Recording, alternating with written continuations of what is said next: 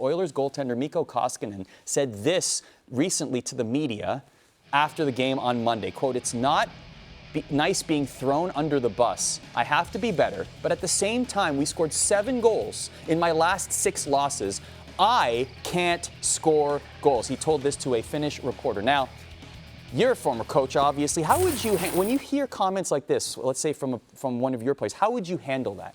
Well, it starts with Tip as far as what he said, and guilty as charged. I've done it many times in an emotional situation after a game. Wake up the next morning, you say to yourself, "Why did I even say that?" But I think the goalie kind of goes an extra yard here as far as spitting out some stats as far as goals scored and stuff like that. The way I handle this type of situation, I think emotion is part of the game. Stuff happens. I go to work the next day, get about the business, and whatever comes my way with the goalie, the team, we'll handle it that way. I don't make a special, I don't have a special meeting about it.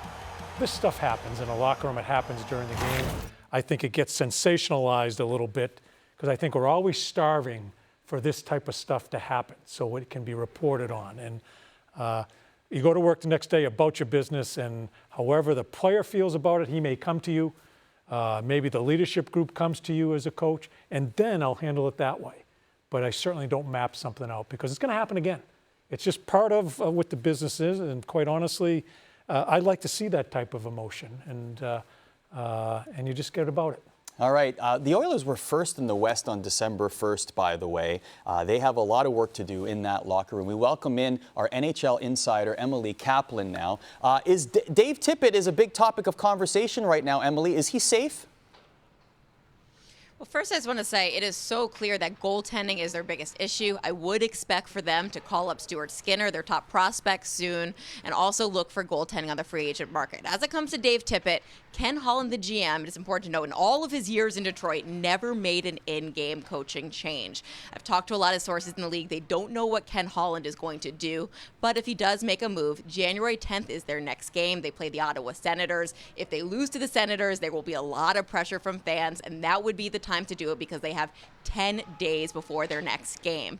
If they do make a change, I get the sense that the Oilers would not go for one of the retreads on the market like a Claude Julien, who will be looking for term. Instead, would look for them to promote either Glenn Gulletson, he's an assistant on the staff, obviously has head coach experiences, or Jay Woodcroft. He's running their AHL team right now. But it's definitely an inflection point in Edmonton right now, and everyone in the league is curious what is going to happen here. And the other thing on Tippett, it's the last year of his contract, so if they don't go far in the playoffs, you can definitely expect a new coach behind the bench next year. Thanks for watching ESPN on YouTube. For live streaming, sports, and premium content, subscribe to ESPN+.